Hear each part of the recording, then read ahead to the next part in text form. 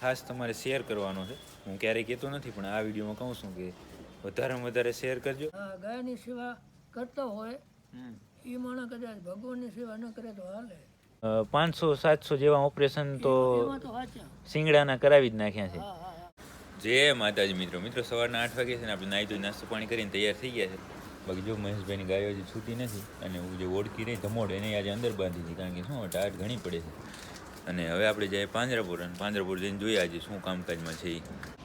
તો હવે મિત્રો છે આપણે પાંજરાપુર પહોંચ્યા હતા અને વાડાની અંદર છે ઢોરા ઉઠલી ગયા હતા તો બધાને પાવડર નાખી દીધો અને ભાઈ કાંઈ નવો કેસ નથી. અને જોઈ લો વાડાની અંદર છે નીણ થઈ ગઈ છે. બાકી આજે આખલાન છે અને બાકી એક ગાય અહીંયા આવી છે અહીંયા જોઈ લો અને 2 આચર જ છે એટલા માટે કોઈક અહીંયા રાખી ગયું છે. તાજી વીણાઈ ગયેલી છે જો. અહીંયા શું છે કે આવી રીતે આવતા હોય નબળા ઢોર હોય ને એવા જ અહીંયા આવે એટલા માટે બધા ઢોર નબળા જેવા દેખાય આપણે અહીંયા પાંજરાપુરની અંદર. બાકી બધું ઓકે છે, કાંઈ છે નહીં કોઈ તકલીફ. અને હવે થોડી વારનો ઢોરા આવશે ને ઢોરા આવે પછી થોડી વાર નીણ ખાઈ લેશે પછી આપણે કામ ચાલુ કરશું. તો મિત્રો આપણે થોડી વાર રાહ જોઈ ત્યાં જોઈ શકો છો બધા ઢોરા આવી ગયા છે અને હજી નીણ ખાય છે તો થોડી વાર એને ખાઈ લેવા દે અને પછી છે એ ડ્રેસિંગનું કામ ચાલુ કરશું. તો મિત્રો તમે જોયું આપણે પાંજરાપુર બધું કામ પૂરું કરીને જે મેં તમને કાલે વાત કરી હતી એક ભગતની, જે એ ભગત છે આપણે જે રવ ગામ રહ્યું ત્યાં કને જે રવેચ માતાજીનું મંદિર છે ત્યાં જ. અને એ છે એની સેવા એટલી છે અને એની સાથે મેં બધી વાત મેં કરી તો એવું કીધું કે 35-40 વર્ષ જેવું થયું છે એને સેવાની અને રવ ગામની અંદર જ છે. તો ચાલો તમને મળાવું અને બધી એની સાથે વાતચીત આપણે કરીએ. તો આર્યા ભગત છે, ખેતાજી ભગત નામ છે. જય માતાજી ભગત. જય માતાજી. જય માતાજી. કેમ છો, મજામાં ને? જય માતાજીની તમારી. હા ભગત આપણે વાતચીત બધી કરીએ તો તમારી ઉંમર કેટલી થઈ છે? મારી ઉંમર આશરે કહી દો. એવું નથી ફિક્સ ન ખબર ન હોય. 75 વર્ષ. 75 વર્ષ ઉંમર તમારી થઈ છે. ના બરાબર. અને આપણી રવેચી માતાજીની ગાયોની તમે સેવા કરો એને કેટલો સમય થયો છે? એને તો ઘણા વર્ષ થઈ ગયા. 30 થયા હોય વધારે થયા હોય, 30-35 વર્ષ થઈ ગયા હોય. થોડે ધીમે. એટલે શરૂઆતમાં તમે ઓમ છે એ ક્યારેક સમય મળતો તમને ત્યારે સેવા કરતા અને પછી આખો દિવસ ગાયાની સેવામાં જ તમે છે એને 30-35 વર્ષ થયા છે સેવા ચાલુ કરીને. હા. અને આમાં ભગત આપણે આશરે છે એ અહીંયા કેટલી ગાયોની આપણે આ વાડાની અંદર કેટલી ગાયોની સેવા કરીએ છીએ તમે? એટલી તો આના સિવાય બીજે કરી છે સેવા. તેથી મારે કોઈ આશ્રમ તો અહીંયા સવારે મને બનાવી દીધો ત્યાંથી. અહીંયા એક વાડો ને 2 ઓયડિયું બનાવી દીધી. એમાં બધો તમારો સામાન ને પડ્યો રહીને આ વાડાની અંદર છે એ જે ગાયો બીમાર ને હોય અહીંયા જોઈ શકો છો ગાયો હાજર જ છે જે બીમાર હોય. અને અહીંયા એક ગાય બેઠી છે બરાબર. બીજી સામે ઠકાણા હતા એ ઠકાણે 5-7 વર્ષ હોય એ ઠકાણે કર્યો. સરકારી મકાન હતું ને કોઈ બોલતો નહીં એ ઠકાણે સેવા કરી. તેથી આ વાડો નહોતો. તે પછી મને હું સવારે દાતારે વાડો બનાવી દીધો કે હું બનાવી દઉં ગાયની સેવા તમારે કરવી અહીંયા બનાવી દઉં. તો સવારે મને ગાયની ગૌશાળા બનાવી દીધી કે તમારે અહીંયાની સેવા કરવાની ને આ તમારું ઠકાણું. ના સરસ. અને એમાં આપણે અહીંયા વધારે પડતો જે આપણી આ ગાય રહી એમાં વધારે પડતો તમને ખ્યાલ હોય તો શિંગડામાં કંબોડી વધારે થતી હોય. એના અહીંયા કેટલા ઓપરેશન તમે કરાયા હશે કંબોડીવાળા? કંબોડીના ઓપરેશન હિસાબ ઘણા થઈ ગયા. આશરે કહી દો, કાંઈ વાંધો નહીં. આશરે તો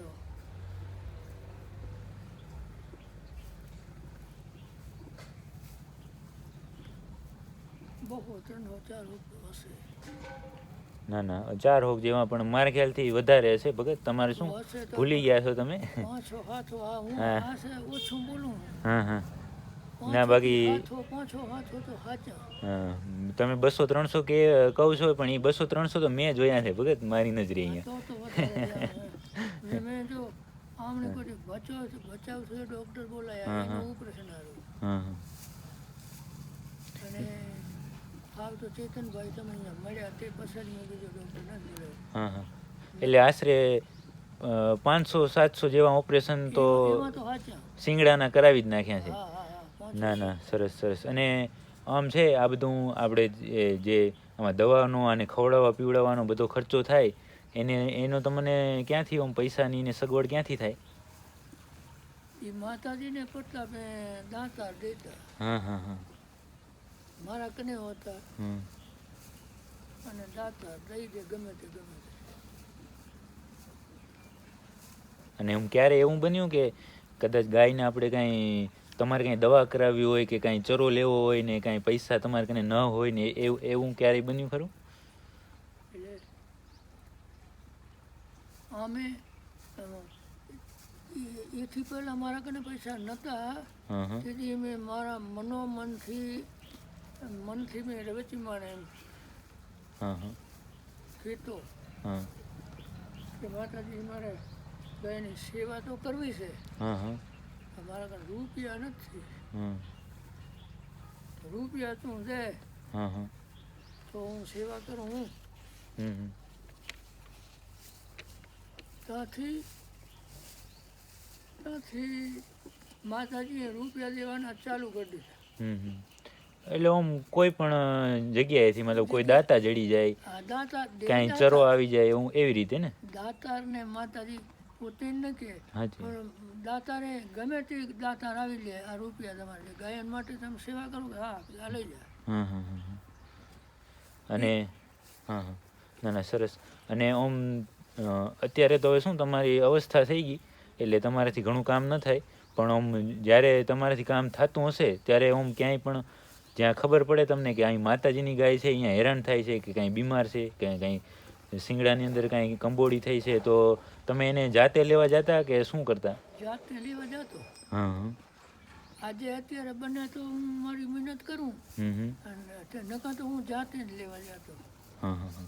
ગાયને લઈ આવીને ઓપરેશન કરીને કામ કરે. એ તો મારું હવે શરીર નથી હાલતું ને હાલતું થયું તો હું જાતે જ લેવા જતો. હા હા હા. અને હું મતલબ અહીંયા આપણે તમારા વાડામાં ગાય આવી હોય કોઈ પણ અને બરાબર થઈ જાય તો પછી એનું શું કરો તમે? બહારે મૂકી દો કે? પછી એ ગાયને જો હા ડૂબરી હોય તો અહીંયા ગાયને રાખું ને સેવા કરું અને એટલે ચાકરી કરું. હા હા. અને બરાબર તૈયાર થઈ જાય એટલે મૂકી દો એટલે રવતી જાય ગામમાં. પછી ગામમાં ગમે ત્યાં જાય એ માતાજીને દયા. શું કે બાપુએ એક ગાય પાછળ એવું કીધેલું, હું અહીંયા સારવાર કરવા આવું છું, પણ એને એમ કીધું કે ભાઈ કદાચ એક ગાયની પાછળ કદાચ લાખ રૂપિયા ખર્ચી જાય ને તો ઈનો જીવ બચતો હોય ને. બાપુ સાચું ખોટું? હા. હે તો મને કીધેલું ને કે રવની આજુબાજુના ગામડામાં ક્યાંય પણ રવેચી માતાજીની ખીરમ ગાય દેખાય તો તમે તાર સારવાર કરી નાખવાની, પૈસા મારી જોડે લઈ જવાના. બાપુ ચરો પણ આપણે રાપર તાલુકામાં અહીં ચરો હોય ને એવો કોઈ માલિક પણ ન ખવડાવી શકે ને એવો આ ગાયોનો ચરો મળે. એ વાત કરી કે હું જેવો તેવો ખોરાઈ લવાય નહીં. હા, જેવો સારો ખોળ જ કટી ચારી જે ચરો લેવો એ બધું સારું જ લેવાનું. હા, પછી આ એમ નથી આ ખીરમ ગાયની સેવા કરતે કરતે બાજુમાં ચબૂતરો છે ઉપર જા તમે આ જોવો ને ગ્રીલ મારેલ આ ચબૂતરો છે. ચબૂતરો બાપુ દરરોજ દાણા નાખો છો તમે નહીં? અને આ તમારી સામે જો આ બે ગાયો ઓપંગ દેખાય છે, જો એ પોતે જો એ પોતે આગળના પૈકી એક છે, પાછળના પૈકી એક ત્રીજી ગાય આપણે અહીંયા સામે પડી છે. હવે અહીંયા એવું છે કે ગાય કમ્પ્લીટ થઈ જાય, સારવાર કમ્પ્લીટ થઈ જાય ને કોટે ઓકે થઈ જાય ને એકદમ રેડી થઈ જાય, ઓપરેશન થઈ જાય, ટાંકા બાકા તૂટી જાય એટલે બાપુ અહીંથી ખાલી દરવાજો ખોલે એટલે ગાય સીધી માતાજીના મઢે ધણમાં હોય જાય ભાઈ. હા, ધણમાં હોય જાય, ગાય પાસે ઊભી ન રહી. હું એમ કહું કે ભલે આપણે પટાણ ભણી ગણી ગયા એટલે હોશિયાર છીએ, પણ આ વ્યક્તિ કે નબળી ન કહેવાય ને, ગાય માટે આખું જીવન સમર્પિત કરી દીધું છે. તમારે સામે છે એ વ્યક્તિ બેઠા છે કે જે 75 વર્ષ પોતાની ઉંમર થઈ અને 35 થી 40 વર્ષથી પોતે આમાં અને એટલી ઉંમરે પણ એ પોતે હજી પણ સેવા કરે છે. ભગત બાપુ એટલા વર્ષ તો તમે સેવા કરી, પણ હવે કેટલા વર્ષ સુધી સેવા કરવાની તમારી ઈચ્છા છે? હું તો મારા શરીર હાલે ત્યાં સુધી કરવાનો વિચાર છે. હા, મારું શરીરમાં કામ, મારું શરીરમાં હિંમત હશે, ગાયની સેવા કરવું એટલી હિંમત ત્યાં સુધી કરવાનો જ વિચાર છે. ત્યાં સુધી નહીં મૂકવી ગાયું એમ ને? શરીર જ્યાં સુધી તમને સાથ દે ત્યાં સુધી તમારે છોડવું નથી. આમાં જિંદગી પૂરી કરવી છે. આમાં જિંદગી પૂરી કરવી છે. માતાજી કરવા દે તો. તો મિત્રો આપણે જે ખેતાજી ભગતને મળવા ગયા હતા એને મળીને પછી તમને મેં બતાવ્યું પછી શું છે કે એ થોડાક અમને વિડીયોમાં મજા નથી આવતી એટલે આપણે ઘણું ન બતાવ્યું, જેટલું એણે બોલ્યા એટલું બતાવી દીધું. બાકી જો અત્યારે ઘરે આવી ગયા હતા અને ગાયોને બધી આવી ગઈ છે, આડવા ગઈ હતી આખો દીધો. તો તો આજના વિડીયોની અહીંયા સુધી જ રાખશું ને વિડીયો આ ખાસ તમારે શેર કરવાનો છે. હું ક્યારેય કહેતો નથી પણ આ વિડીયોમાં કહું છું કે વધારેમાં વધારે શેર કરજો અને પસંદ આવે તો લાઈક કરજો, કોમેન્ટ કરજો, ચેનલને સબસ્ક્રાઈબ કરજો. મળીએ કાલના નવો વિડીયો.